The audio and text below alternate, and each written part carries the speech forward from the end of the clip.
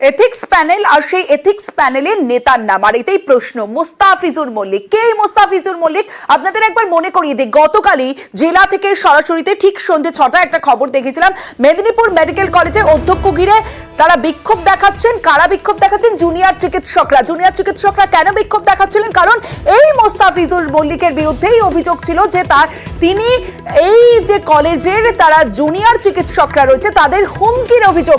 এবার এই মোস্তাফিজুর মল্লিক এথিক্স প্যানেলে তার নাম, আর এই নাম নিয়ে প্রশ্ন। সরাসরি চলে যাব, শোভন রয়েছে আমার সঙ্গে, শোভনের সঙ্গে কথা বলবো।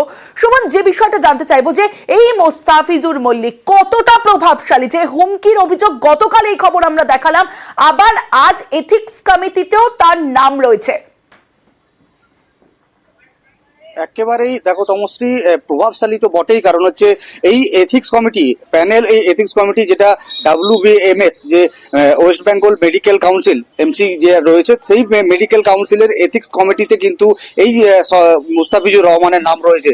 এবং এই প্রশ্নই তুলেছেন এই মেদিনীপুর মেডিকেল কলেজের যারা জুনিয়র ডাক্তাররা আছে, তারা প্রশ্ন তুলেছেন যে কি করে একজন ডাক্তার এই ফাইনাল ইয়ারে, এই মুস্তাফিজুর রহমান মল্লিক সে ফাইনাল ইয়ারে সাপ্লিমেন্টারি 2টি পরীক্ষায় ফেল করেছে, এবং তার মতো একজন ডাক্তারকে কিভাবে এই রাজ্যের একটা এত বড় কমিটি, সেই কমিটিতে তাকে রাখা হয়েছে কিভাবে। আর এটা নিয়েই কিন্তু প্রশ্ন তুলেছেন যে সত্যিকারেরই কি এই যে নেতা, এই নেতার পেছনে কি কোনো প্রভাবশালী ব্যক্তির হাত রয়েছে, নাকি এই নেতা খোদ নিজেই প্রভাবশালী খুবই।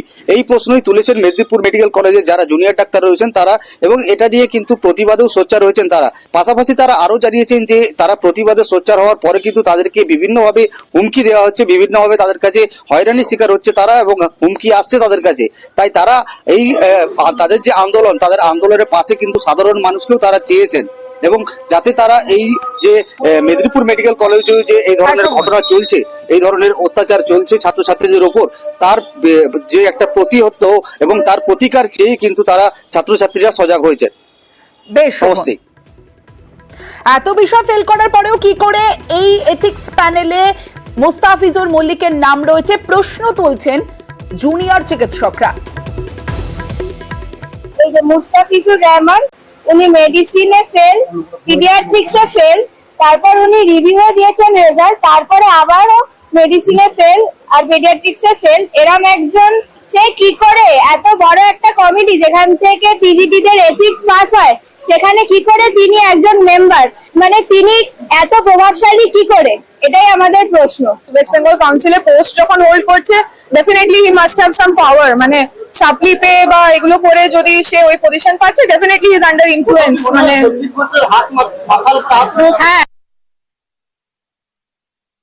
প্যানেলে কে থাকবে তা ঠিক করার দায়িত্বে তারা নেই, জানিয়েছেন কমিটির চেয়ারম্যান রবি হেমব্রম। এটা আমি ঠিক করি না, এটা আমাদের সেন্ট্রাল থেকে ঠিক হয়। কে কোন কমিটিতে থাকবে না থাকবে সেন্ট্রাল থেকে ঠিক হয়। সব কিছুতে এরকম ডিফারেন্ট স্টেজ আছে। আচ্ছা, একটা শিক্ষার ব্যাপার আছে তো, যে কিভাবে সে শিখবে না শিখবে। এর মধ্যে একটা কমিটিতে একজন লোক থাকে না, অনেকজন লোক থাকে, তার বিভিন্ন স্টেজ অনুযায়ী গ্রেডিং করে কাজকর্মের ধরন থাকে, ঠিক আছে। তো সেই হিসেবে সিনিয়ররা যা মনে করেছে সেরকম ভাবে ওটা রেখেছে।